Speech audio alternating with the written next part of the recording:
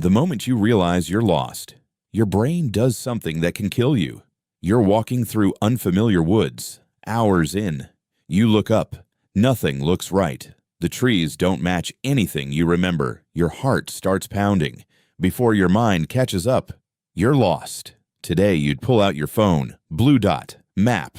Done. For most of human history, there was no blue dot, no signal, no map, just trees that all looked the same, and a panic about to make everything worse. Search and rescue reports show the same pattern.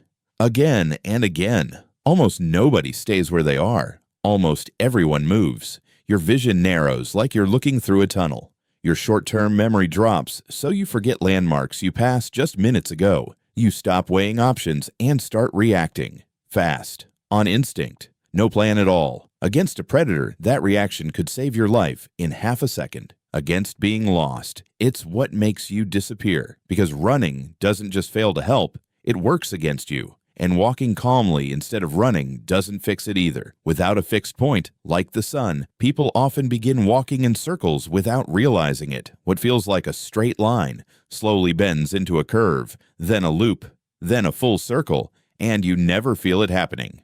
Two ways to save yourself. Both make things worse, so somebody else has to find you. And that's where this gets almost unbelievable. To most of us, it's just dirt. To a tracker, it's evidence. A single footprint can suggest someone's weight, their speed, even how afraid they were. Pressed deeper on the toe than the heel, it can mean someone was running, crumbling slightly at the edges.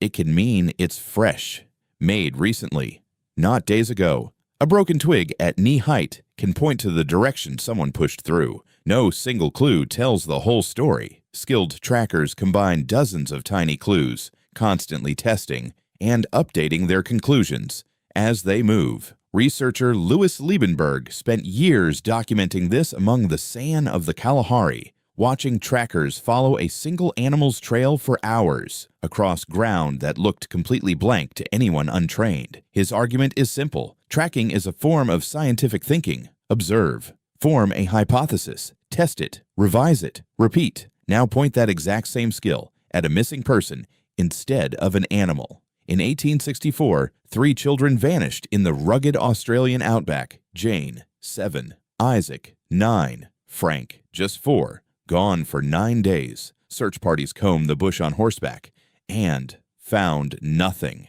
As a last resort, they brought in an Aboriginal tracker named King Richard. He crouched over the dry earth. A blade of bent grass, a faint depression in the soil, a broken twig. He touched the edge of a print, like he was reading Braille, letting his fingertips tell him what his eyes couldn't.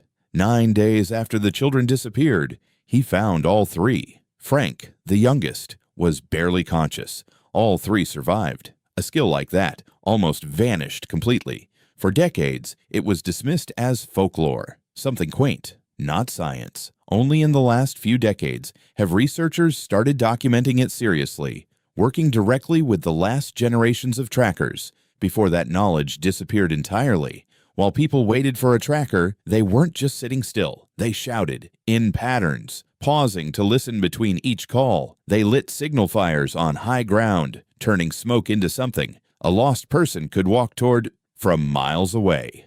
What about climbing a tree? Plenty of lost people try it, and sometimes it works.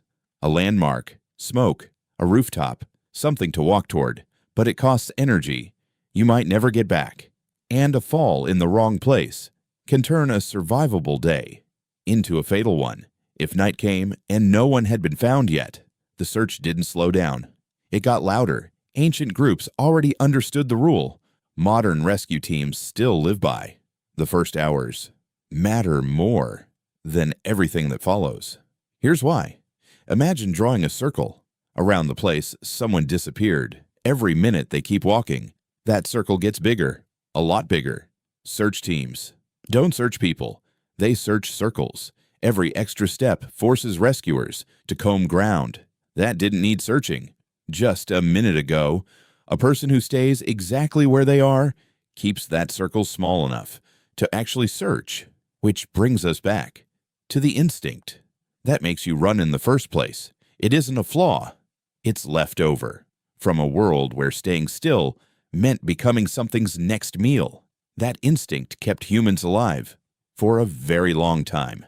Your brain still can't tell the difference between a predator and simply being lost, but the ones who make it home usually owe it to something else. Someone who could read the ground like language. A fire on a hilltop, a voice calling out in the dark, refusing to stop. If it ever happens to you, remember this. Don't run. Stop.